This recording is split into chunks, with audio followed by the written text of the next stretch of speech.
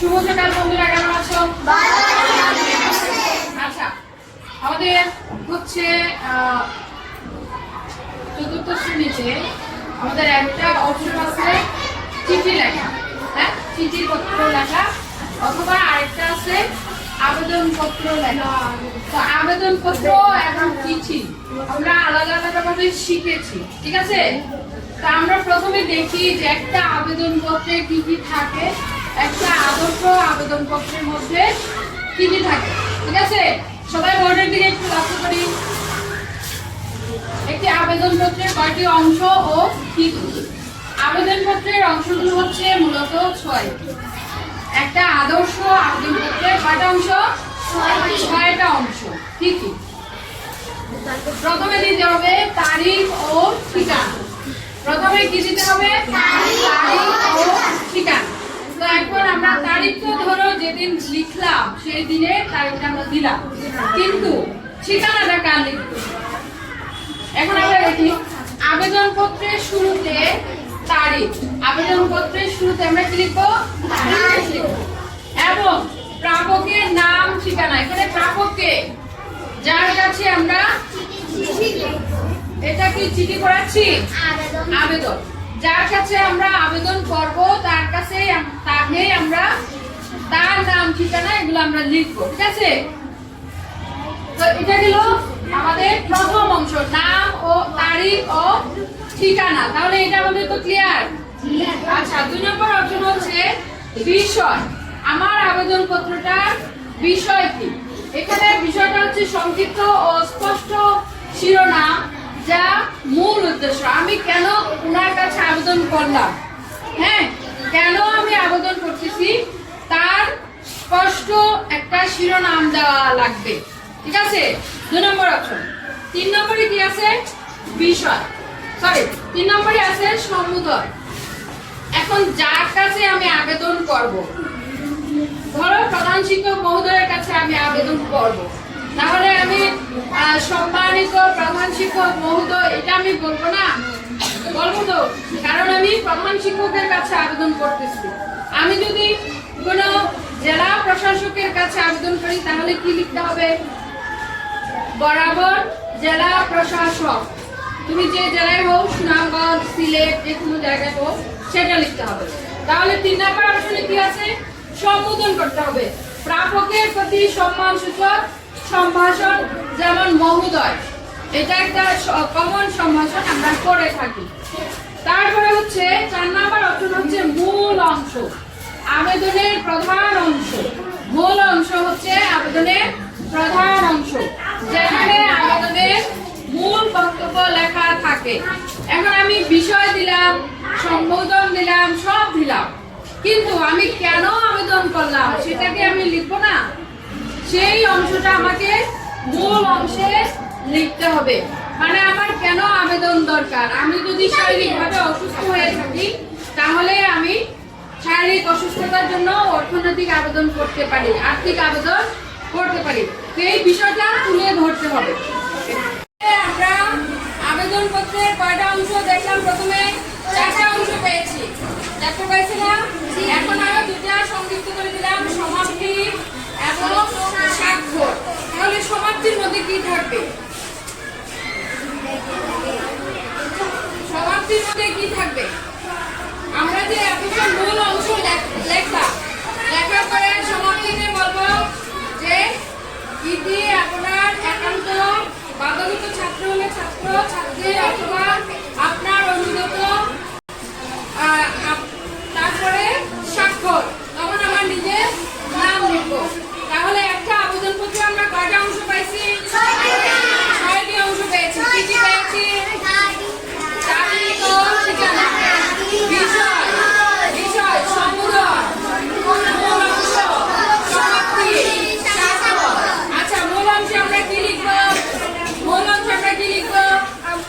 আমরা যে কারণে আবেদন করলাম তার একটা সংক্ষিপ্ত বিবরণ আমরা দিব, যে আমার এই অসুবিধা, এই জন্য আমার টাকা দরকার বা বই দরকার বা আমার এটা দরকার।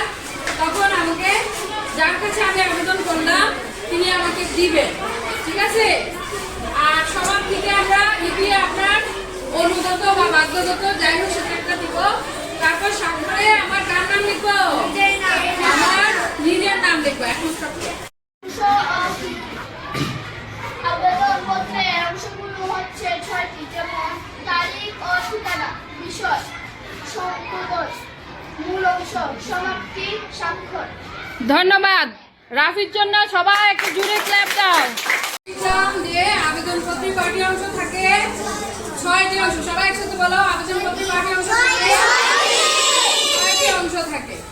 এখন হচ্ছে এই যে আবেদনপত্র, আবেদনপত্র দুই ধরনের হয়। আবেদনপত্র কয় ধরনের হয়? একটা হচ্ছে আনুষ্ঠানিক আবেদনপত্র আর একটা হচ্ছে অনানুষ্ঠানিক আবেদনপত্র। আবেদনপত্র কিরকম? আনুষ্ঠানিক আবেদনপত্র, এটাকে ইংরেজিতে বলে ফর্মাল লেটার। আর অনানুষ্ঠানিক আবেদনপত্র ইনফর্মাল লেটার। ঠিক আছে? সরি, ইনফর্মাল অ্যাপ্লিকেশন হবে এখানে, আর লেটার না। আনুষ্ঠানিক আবেদনপত্র এবং অনানুষ্ঠানিক আবেদনপত্র। তো আনুষ্ঠানিক আবেদনপত্র আবার দুই প্রকার, যেমন কাজের আবেদন, কাজের জন্য, যেগুলো আমরা চাকরির জন্য আবেদন করি না, চাকরির জন্য করি তো। তারপর ছুটির জন্য আবেদন, এই যে তোমরা স্কুলে আছো, তোমরা আমাদের কাছে আবেদনপত্র লেখো যে ম্যাডাম আমার একদিনে 2 দিনের ছুটি দরকার। আবার আমরা প্রধান শিক্ষকের কাছে লিখি যে ম্যাডাম আমার 2 দিন 1 দিনের ছুটি দরকার। এটা হচ্ছে ছুটির জন্য আবেদন। আর অনানুষ্ঠানিক আবেদনটা কিরকম? অনানুষ্ঠানিক আবেদন হচ্ছে কিরকম? ব্যক্তিগত আর সাধারণ আবেদন। ঠিক আছে? তো এইটুকু আমাদের কাছে ক্লিয়ার তো? ক্লিয়ার। এখন আমরা যাব চিঠিপত্রের দিকে। ঠিক আছে? সবাই এখন আমরা শিখবো চিঠিপত্র। সবাই বোর্ডের দিকে তাকাই। আমরা এর আগে কি শিখলাম? আবেদনপত্র। আবেদনপত্র কয় রকম হয়? 2 রকম, অনানুষ্ঠানিক, আনুষ্ঠানিক। Formal, informal. সবাই একসাথে বলি, ফর্মাল, ইনফর্মাল, আনুষ্ঠানিক, অনানুষ্ঠানিক। এখন আমরা দেখবো চিঠি সাধারণত কয় প্রকার হয়। চিঠি কয় প্রকার? চিঠিও 2 প্রকার, একটা হচ্ছে আনুষ্ঠানিক চিঠি আর একটা হচ্ছে অনানুষ্ঠানিক চিঠি। এই যে আনুষ্ঠানিক চিঠি সাধারণত অফিসিয়াল কাজকর্ম, সরকারি দপ্তরের জন্য আমরা যেসব কাজকর্ম করে থাকি সেটা হচ্ছে আনুষ্ঠানিক চিঠিপত্র। ঠিক আছে? তো এখানে এই যে দেখো না, আনুষ্ঠানিক চিঠির মধ্যে 1 নম্বরে আছে ব্যবসায়িক চিঠি।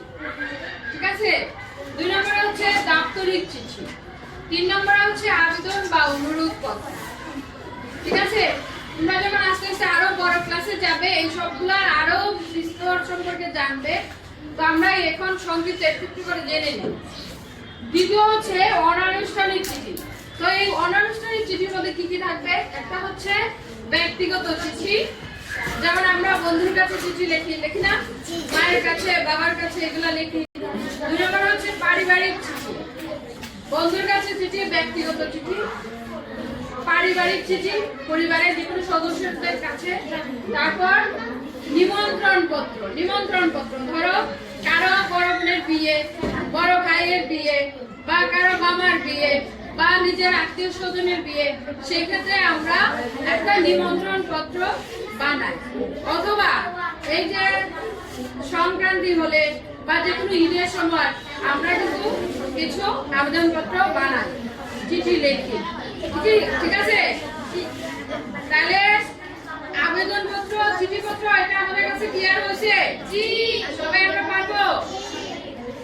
আর আবেদনপত্র লেখার নিয়ম তো কয়টা বলছি? কয়টা অংশ থাকে? 6টা। একটা চিঠিতেও কয়টা অংশ থাকে? 6টা। সবার মনে আছে? সবার মনে আছে? কে কে বলতে পারো দেখি? কে কে বলতে পারো দেখি? একটি আবেদনপত্রের কয়টি অংশ থাকে? 6টি। সবাই পারি? দেখি কতজন পারি, হাত তুলি। সবাই পারে। আচ্ছা, এই যে আমরা ওর কাছ থেকে নিব, বলো তো কয়টা অংশ? 6টি অংশ। কি কি নাম বলো? তারিখ ও ঠিকানা, বিষয়, সংবোধন, মূল অংশ, স্বাক্ষর, সমাপ্তি। সমাপ্তির পরে হচ্ছে স্বাক্ষর। স্বাক্ষরটা সব শেষে। ঠিক আছে? হয়েছে সবার? হয়েছে ওটা? তাহলে সবাই একটু ক্লাপ দাও। বসো। বলবে লিসা, লিসা দাঁড়াও। আবেদনপত্রের একটা অংশ আছে তারিখ ও ঠিকানা বলবো, তো সেই ঠিকানায় কার ঠিকানা লিখবো? প্রাপকের ঠিকানা। প্রাপকের ঠিকানা, ঠিক আছে? উত্তর ঠিক আছে? ওকে। আবেদনপত্রে যে স্বাক্ষর দেওয়া থাকে সেই স্বাক্ষরটা কার? স্বাক্ষরটা আমাদের নিজেদের হয়। নিজে, যিনি আবেদন করবেন তার স্বাক্ষর। উত্তর ঠিক আছে?